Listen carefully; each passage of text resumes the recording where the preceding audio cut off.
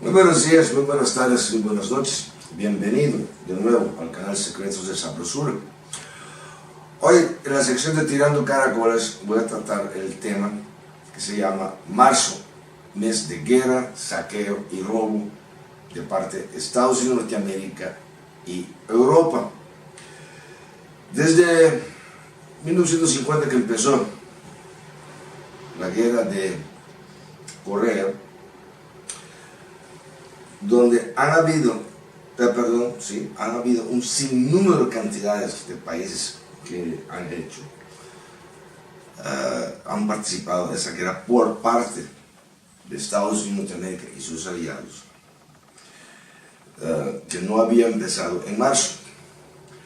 Tenemos la guerra de Vietnam, que empezó en 1965, que se arrancó en marzo, donde hubo un sinnúmero de cantidades de países, especialmente latinos, que participaron en esa guerra. Estados Unidos, Norteamérica y Europa siempre o casi siempre han empezado sus guerras en marzo. Siempre o casi siempre invadían de una forma ilegal, saqueaban los países, robaban los países y los dejaban sumamente, entre comillas, endeudados para pagar los gastos bélicos de los países de Europa y de Estados Unidos, Norteamérica. Véase hoy día el caso de Irak. Lo que le están cobrando Irak y Afganistán es impagable y no para.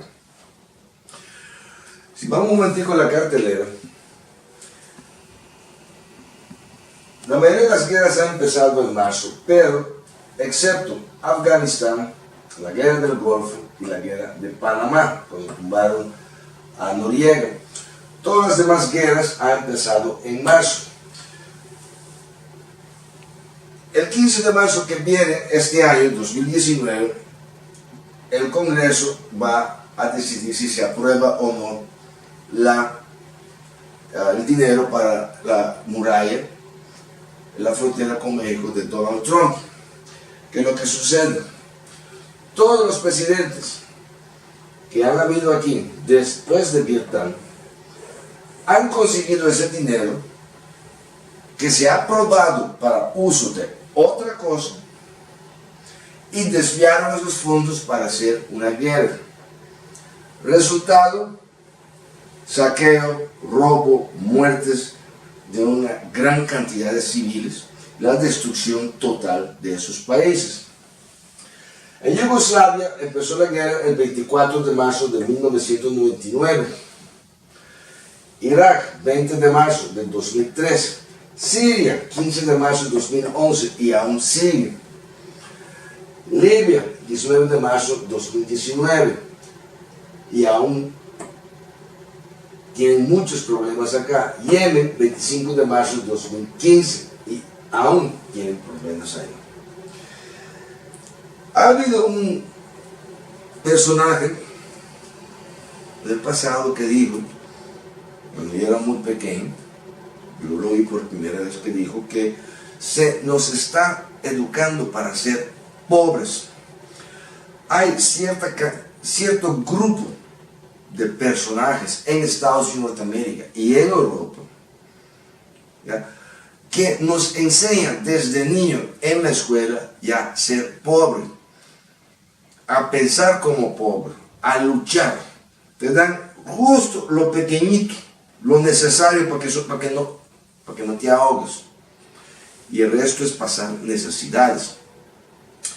Ese concepto se pasó también a Latinoamérica y han venido dos grandes personajes como Hugo Chávez Frías y Evo Morales. En Bolivia podemos recordar, y eso es que muy pocas personas no lo saben, es la guerra del gas en 2003. ¿Cómo era Bolívar antes de Evo? ¿Qué es lo que Bolivia hoy con Evo? En marzo, Evo Morales llegaron al hito, y su gobierno llegaron al hito 150.000 casas regaladas, y para el 2020 quieren poner 100.000 más, llegando al hito 250.000. Entonces la pregunta es, ¿Qué malo están haciendo? ¿Qué malo hizo Hugo Chávez? ¿Qué malo está haciendo Nicolás Maduro? Y si tú vemos aquí la cartelera, eso es dar mal ejemplo a los países, al pueblo de Colombia, dar mal ejemplo a los habitantes del Ecuador, del Perú, de Chile, de Argentina, de Paraguay, Uruguay y Brasil. Cuando un Fondo Monetario Internacional llega a tu país, es porque los bancos tienen X cantidad de dinero en papel en sus computadoras, ¿sí? Digital, pero no tienen el dinero físico. Pongamos el ejemplo de lo que está haciendo Lenín Moreno en Ecuador. Llega el Banco Mundial, llega el Fondo Monetario Internacional, viene un préstamo, 3 billones, sea lo que sea la suma. Eso es para poner el dinero, el dólar que circula en Ecuador, que está ficticio, o sea, solamente existe en la computadora, hacerlo real. Eso, 3 billones, lo que sea que entrarán en Ecuador y saldrán al mismo tiempo. ¿Y quién va a pagar? Son los habitantes del país de Ecuador. Creo que esa es la explicación más lógica. Muchas personas no entienden eso. De toda cantidad de dólar que circula en Ecuador, creo que ni el 40% existe en papel moneda, en papel, en billetes. El resto es ficticio. Existe nomás en la computadora, porque son entre bancos y bancos que trabajan.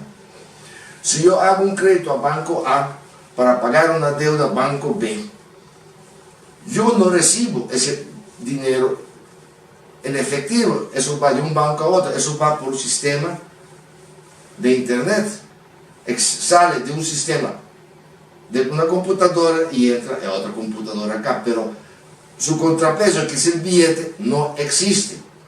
Y es cuando entra el Fondo Monetario Internacional, porque son los banqueros son que los piden y ponen los políticos a hacerlo. El Banco Mundial y el Fondo Monetario Internacional no entran si no hay políticos ya dispuestos a firmar. Eso lo preparan 1 año, 2 años, hablando con todo el mundo. Mira, te doy 1%, te doy 0,5%. Todos ganan y el pueblo sufre. Y cuando viene una persona como Evo Morales, como Hugo Chávez Frías, Nicolás Maduro y otros que vendrán, dice Estados Unidos, Norteamérica y Europa son gente mala. ¿Por qué? Porque son ellos nomás. Pueden tenerlo todo. Tú no lo puedes tener. Esa es la gran diferencia. Si vamos un momentico que a la cartelera de Panamá, muchas personas no saben qué es lo que ocurrió en Panamá con Noriega. En verdad, Noriega era de la CIA, eran muchas cosas. Después que murió accidentalmente Omar Torrijos, él coge el poder. ¿Qué fue lo que hizo Panamá? O de hecho, ¿qué es lo que hizo Noriega? Noriega, que estaba lejos del narcotráfico colombiano, lo volvieron a inculcar. Y le inventaron que dice que Japón quiere tomar control del canal de Panamá.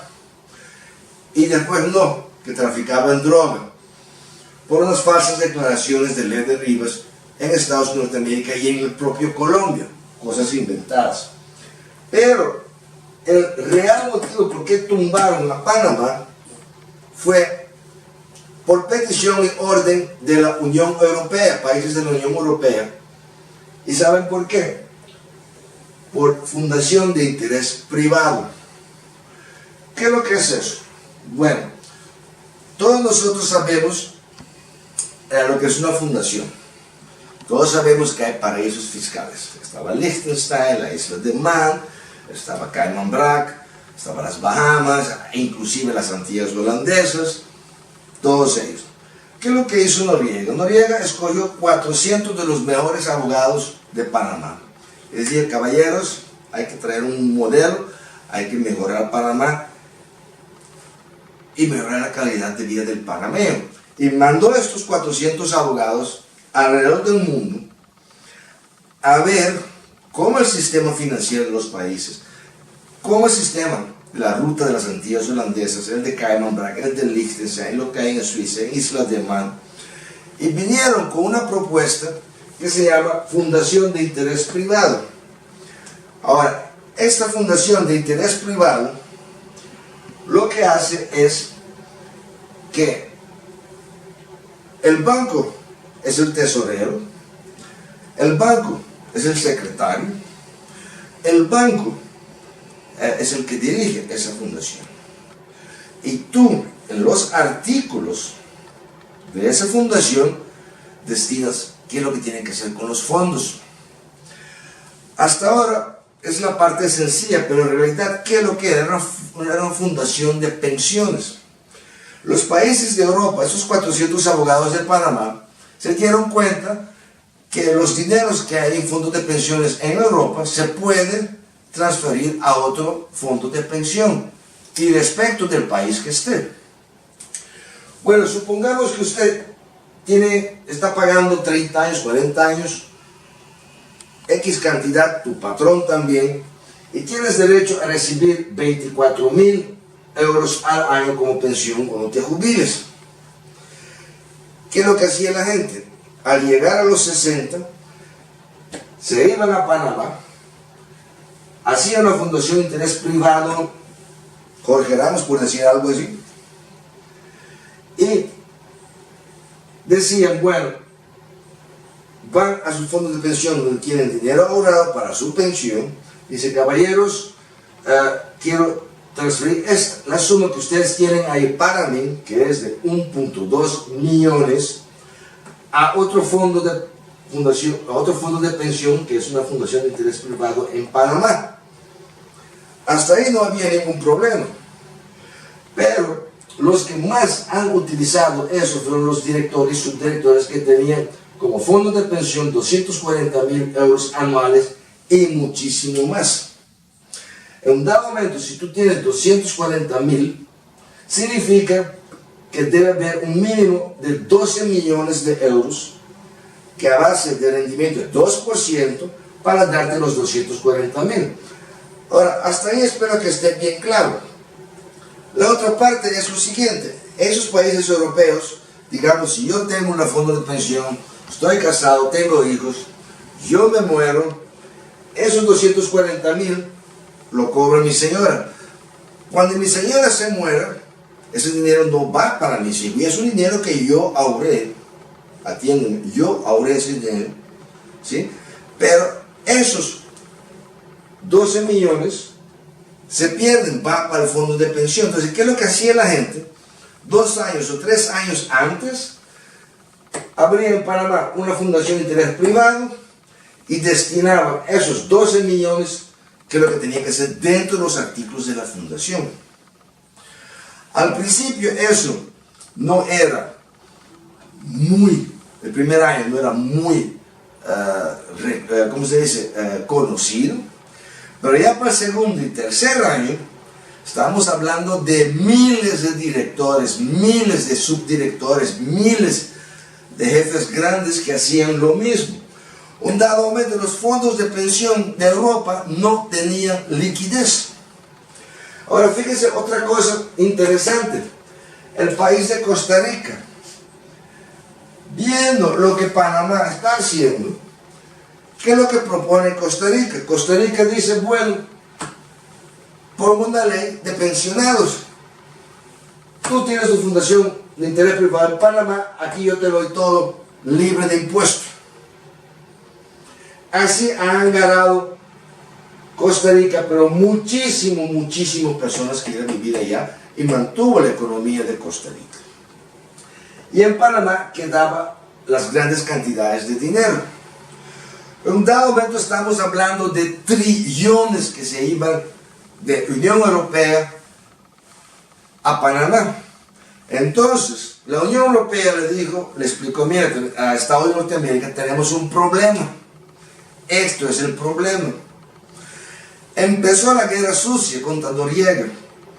inventaron que los japoneses que iban a tomar el canal de Panamá lo van a controlar, que no se podía, que Noriega está traficando con Pablo Escobar, que tiene esto, que tiene aquello, pura basura.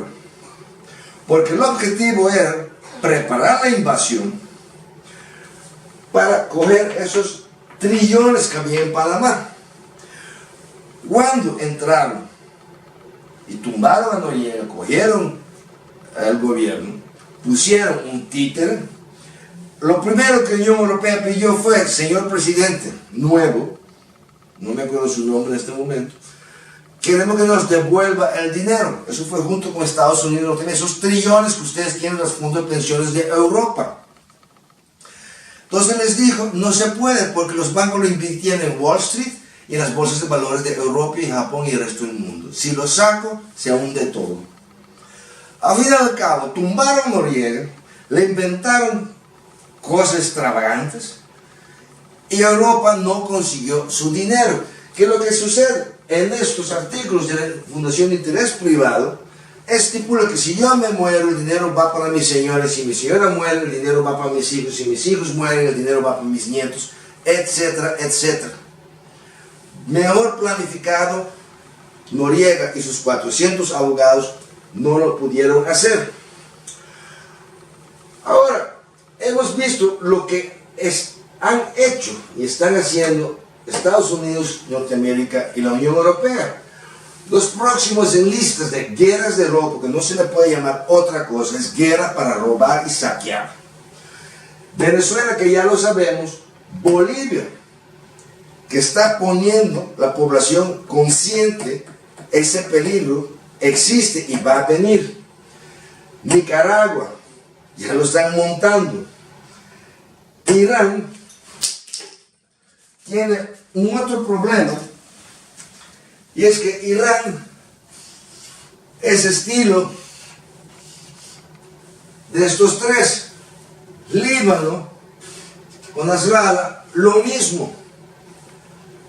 El pueblo está primero. Eso es lo que están haciendo, y esto es lo que tiene los monarcas saudíes sumamente preocupados. Los libaneses tienen los monarcas también sumamente preocupados. Europa y Estados Unidos, Norteamérica, porque sus aliados del petróleo, que son los saudíes, pueden caer, por mal ejemplo de Irán y de Líbano. Mal ejemplo de Venezuela y Bolivia. También es un peligro para Colombia, Ecuador, Perú, Chile, Argentina, Paraguay y Brasil. Porque ellos ponen el ser humano como principal protagonista. ¿Sí? Usted puede estar muy cómodo en su casa, pero se ha dado tiempo a sí mismo, dar una vuelta aquí en Alemania o en Holanda.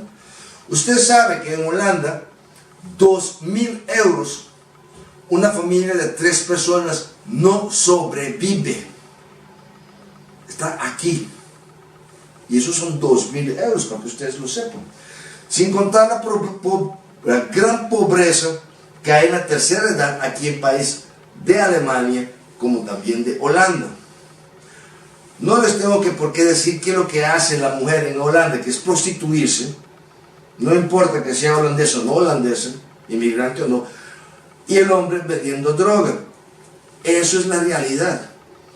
Aquí es la misma cosa. Ahora, Irán y Líbano, como son especialmente el Líbano, que lo han querido destruir, el partido de Hezbollah lo han destruido, el partido de Hezbollah los volvió a construir. Irán está poniendo las personas, el pueblo, como principal protagonista. Está primero el pueblo y después los demás. Es un mal ejemplo para los saudíes. Y Estados Unidos, Norteamérica y Europa tienen miedo que caiga la monarquía saudí.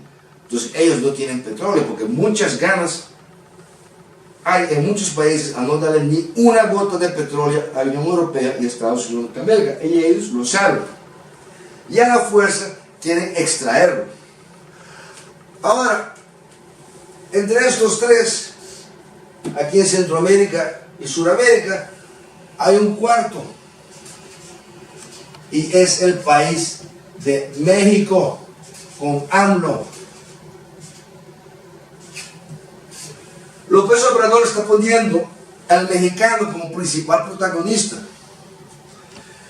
Y eso no es del agrado de Estados Unidos de Norteamérica. Vuelvo y repito, han diseñado toda nuestra educación para que aprendamos ya de ser pobres. Que no podamos pensar que nosotros no podemos salir adelante, pero ellos sí. Y ellos son los que piensan por nosotros. Y eso está cambiando en Centroamérica, está cambiando en México con AMLO, y en Sudamérica, y como también en Medio Oriente. Putin y el presidente chino no son tontos. Norcorea tampoco. Lo sobrevivieron todo. Ahora, manda huevo si Venezuela, viendo lo que le ha pasado, que no ha aprendido que en Rusia hicieron la misma cosa con el software de la computación de tuberías de gas, que lo manipularon. Eso tenía como un caballo de Troya que se activó después de cierto tiempo, que hizo una presión de gas a la tubería en Rusia en 1985 tan grande que eso, bueno, no fue un bombatón, pero una explosión gigantesca que hubo. Compran esto de ABB de Canadá, que es una filial de ABB en Suecia y Suiza. Estados Unidos también y la Unión Europea ya están, te venden algo, pero ya están pensando para el futuro. Vuelvo a decir, manda huevo que vuelvan a negociar con Europa, manda huevo que quieran venderle a Europa, manda huevo que quieren vender a Estados Unidos y Norteamérica. Ahora, esto es lo que sucedió. Bueno, que sea lección. Ahora, el próximo problema que va a tener Venezuela va a ser con su aeropuerto. Si seguimos la lógica de la guerra, del saqueo y robo de Estados Unidos, Norteamérica y la Unión Europea, el próximo problema va a ser el aeropuerto de Maiquetía o otro aeropuerto en Venezuela. Ya en Bolivia están poniendo que todos los logros de Evo Morales y su gobierno no existen. En un próximo poder voy a presentar cómo le explica el vicepresidente Álvaro, para que ustedes mismos se den cuenta lo que es la guerra, lo que fue la guerra del gas, que muchos de nosotros no lo sabemos. Bueno, marzo es el mes de la guerra, saqueo y robo por parte de Estados Unidos, Norteamérica y la Unión Europea. El 15 de este mes se va a votar si le van a dar dinero a Donald Trump o no. Hasta ahora parece que sí, como también parece que no, porque las informaciones que están sacando por internet son muy diferentes de lo que es la realidad y lo que hay en la mente de ese desgraciado que se llama Donald Trump y sus secuaces. Bueno, marzo, acuérdense siempre. Les deseo feliz tarde, feliz noche, feliz atardecer, que tengan éxito en todo lo que están haciendo, tengan una vida de shalom.